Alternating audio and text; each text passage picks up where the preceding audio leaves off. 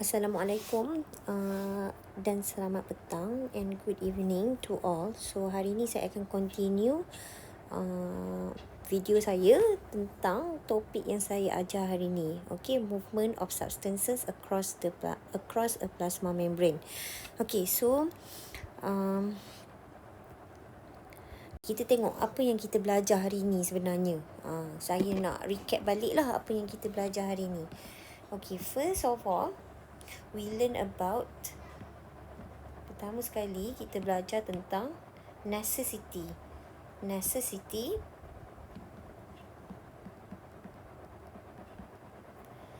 or the importance of movement of substances across plasma membrane. Okay, so ini benda pertama yang kita discuss dalam topik hari ini. Necessity, movement of substances across the plasma membranes. Okay, apa kepentingan substances need to pass through the plasma membrane? Itu first part of the lecture today. Second, I discuss about structure of plasma membrane. Okay, so ada benda yang saya lupa nak mention dalam kelas tadi. Okay, sebab dah terlalu indulge into the situation dengan iPad saya lambat semua. So saya macam lost sikit. Okay, so kita tengok dulu apa necessity importance of the movement of substances across the plasma membrane. Why we bother to learn about this? Okay, so as I mentioned earlier, okay, so this is your cell. Okay, it is bounded. Okay, your cell is bounded to the surrounding. Okay, dilitupi sesuatu daripada surrounding, daripada luar by plasma membrane. Okay, Allah cipta sel ni, Tuhan cipta sel ni ada boundary. Kita ada buat boundary antara intraselular, dalam sel, dan ekstraselular, di luar sel. Okay, kenapa? Okay, dan awak pun tahu function of the plasma membrane is to control. Nama pun control the movement of substances across a plasma membrane. Okay, so kita cuba tengok dari segi analogi. Okay, kenapa kilang ada pagar? Sebab nak control benda kereta atau orang lalu lalang daripada masuk sesuka hati. So same goes with plasma membrane. Itu fungsi dia, to control. Okay, so tapi adakah dia tak bagi masuk? Bagi. Okay, bagi. Okay, the plasma membrane allow certain substance to pass through. Okay, kenapa dibagi? Untuk apa? Okay, so yang itulah kita nak jawab dalam necessity, the importance of movement of substances across plasma membrane. Kenapa ada certain things can pass through? Same goes with kilang. Jadi kan, kalau kilang tu nak function, maksudnya it needs raw materials. Okay, in order for a kilang, for a factory to function, dia perlukan raw material. Same goes with your cell. Untuk dia produce sesuatu, untuk dia menghasilkan sesuatu, dia perlukan raw materials. So what are the raw materials needed by the cell? Okay, apa raw material yang perlukan by the cell? Okay, so kalau nak bincang, a lot of thing can pass through your plasma membrane. But benda yang paling essential, paling easy for you to grab the idea is when I talk about respiration. Why? Kenapa saya nak cakap pasal respiration? Because from respiration, you can get energy. A living thing requires energy. Okay, awak nak buat banyak benda dalam hidup ni, you require energy. So mana nak dapat energy ni? So mesti datang daripada raw material. Okay, so what are the raw material for respiration that diffuse into the cell? So the two raw materials that go into the cells are oxygen oxygen and glucose. Oxygen and glucose. These two raw materials need to diffuse into the cell. Untuk apa dia nak diffuse into the cell? Untuk menjalankan proses respiration. Where the respiration happen is in the mitochondria. Yang macam sausage tu. Okay, so dapat. Okay, so now selain daripada to get the raw materials, okay, why ada proses movement across the plasma membrane to remove waste product. So mesti ada benda yang keluar, mesti ada waste, mesti ada products juga, produk yang perlu keluar. Okay, so macam kilang. Okay, mesti ada waste. Bila buat sesuatu, mesti ada waste dan it need to be excreted out. So, benda yang paling penting untuk mengekalkan, to keep the cell function efficiently, to make the cell healthy. Okay, so waste product needs to be excreted. Kena keluarkan. Okay, one of the waste product yang kita discuss tadi adalah ammonia. Okay, ammonia ni macam susah sikit lah sebab jauh lagi perjalanan awak nak belajar pasal ni. Paling senang, CO2, carbon dioxide. So, carbon dioxide is a byproduct, adalah hasil daripada proses respiration. Hasil waste product daripada respiration. Do you need the CO2? No, you are not a plant. Kenapa awak perlukan CO2? Awak tak perlu CO2. So, you need to excrete out of your cell. Okay, so this movement yang masuk dan keluar ni mesti melalui plasma membrane. Okay, so apa kriteria benda yang boleh lalu plasma membrane? Itu yang kita akan discuss dalam chapter ni. Okay, so now kita masuk part 2. Part 2 of the lecture, I discuss about structure of plasma membrane. Okay, so this is diagram of plasma membrane. Okay, so kita boleh tengok yang ni, taklah saya ambil gambar lain. Like model.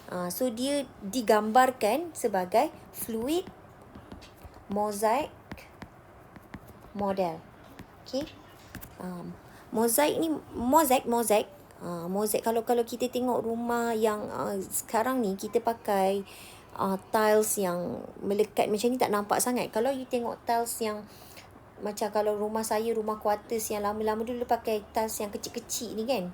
Kan dia macam timbul-timbul sikit tu. Itu macam mozaik lah. Okay, tapi dia fluid. Maksudnya dia fleksibel. Okay, dia tak static. Kalau kita tengok dalam gambar ni macam static kan. So sebenarnya tak. It is not static. So it can be flexible. Dia boleh bergerak tapi pergerakan dia taklah terlampau major sangat. Okay, so basically macam you boleh pass through this ball, basically. Okay, okay, so itu gambaran tentang plasma membrane ni. Okay, so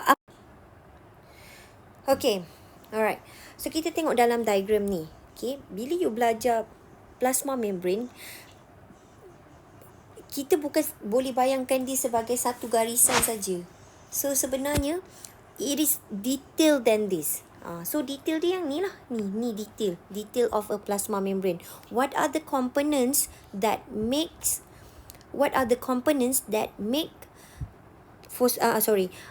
plasma membrane.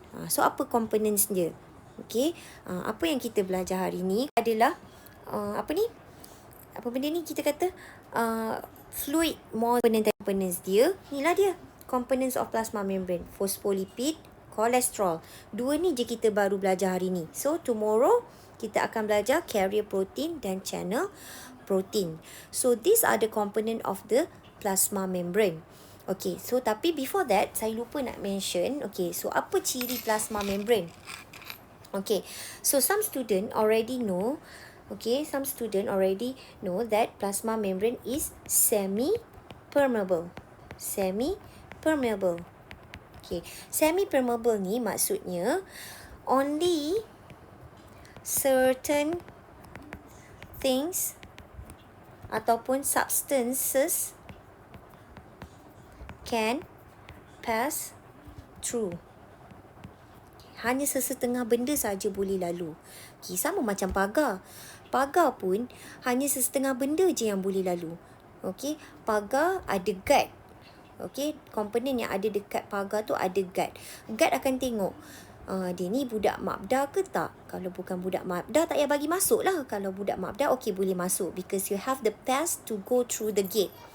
Sama juga dengan kilang. Kalau dia pekerja kilang, kita bagi dia lalu. Kalau dia bukan pekerja kilang, kita tak bagi lalu.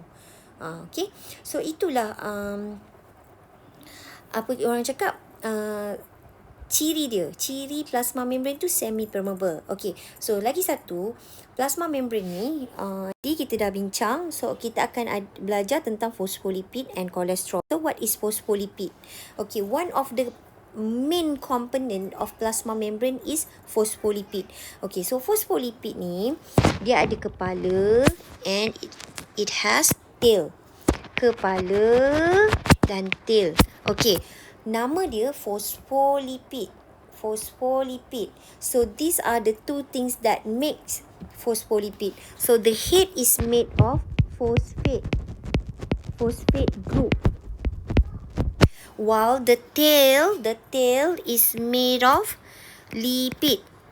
Okay. Alright.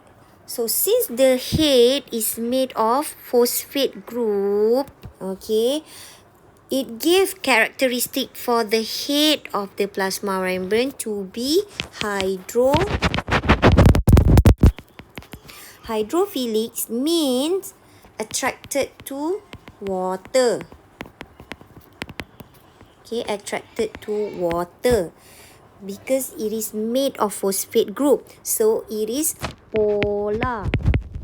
Okay, while the tail of the phospholipid ni, tail ni made of lipid. Okay, ataupun fat. So, apa karakteristik dia? Since it's made of fat, so it is hydrophobic. Hydrophobic means it repel water. Okay. Dia tak suka water. Repel. Phobic kan? Phobia. Okay. So, itu adalah karakteristik dia. Kenapa dia boleh ada karakteristik tu? Tengok apa bahan yang made of what. Kalau head is made of phosphate group, the tail is made of lipid. Okay. So, sekarang ni, another thing that you have to know about this phospholipid, the arrangement, susunan dia. Okay, arrangement of the phospholipid at the plasma membrane is in the form of bilayer. Dua lapis, lapisan pertama dan lapisan kedua. Bilayer. Kenapa boleh jadi bilayer? Because extracellular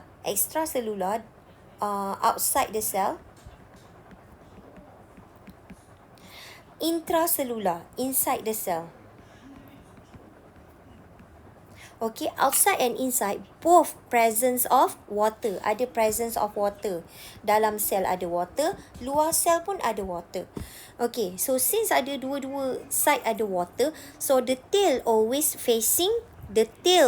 are always facing inward ke dalam.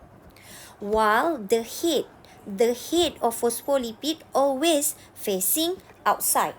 Outside tu maksudnya tak kisahlah outside ke dalam sel ke outside luar sel. So always facing outside, outward. Tak payah outside lah, outward. Facing outward. So bila macam tu, that is why the arrangement of phospholipid ni bilayer. Dia jadi bilayer, dia akan jadi dua lapis. Okay, so itu saja discussion about phospholipid bilayer. Okay, so what are the other components of? Okay, so another component of plasma membrane is cholesterol. Okay, so cholesterol. Okay, kalau kita tengok kedudukan dia di antara plasma membrane. Dia duduk dekat-dekat dengan lipid, the tail of plasma membrane. Dia duduk area-area situ. Kenapa? The function is to make the phospholipid stronger. Okay, stronger ni when the situation is temperature is high atau temperature high. Okay, so bila temperature high, phospholipid ni dia tend untuk bukan nak kata cair, saya tak berhenti nak cakap, tapi dia punya structure tu tak boleh maintain. So in order to maintain, the cholesterol will hold, akan pegang structure of the phospholipid. So macam tadi dah saya buat gambaran. Okay, katalah ini 2 phospholipid dan kita ada kat tengah-tengah tu kolesterol. Okay, so kolesterol ni dia boleh pegang. Dia boleh pegang dua ni when the temperature is high. So dia akan pegang untuk mengelakkan untuk menjadikan stronger lah, untuk menjadikan the plasma membrane become stronger. Phospholipid bilayer stronger, phospholipid bilayer become stronger. Okay, in term of flexibility ni when the temperature is low. Okay, bila suhu jadi sejuk. Okay, sebab dia tend untuk mengeras, okay, ataupun jadi static. Okay, static. So the presence of cholesterol ni make it less static, make it flexible, still can move sebab dia buat space. So kalau dia ada kat tengah-tengah ni, dia akan ada ruang, ada space kat sini. Okay, ada space antara two phospholipid bilayer. Okay, jadi spacer. So dia akan ada ruang so that it prevent the plasma membrane from become static. Dia jadi more flexible. Okay. So that is the second component of plasma membrane. Okay, so kita tak discuss lagi about channel protein and carrier protein. Okay, so these two kita sambung discussion on the next class. Okay, thank you.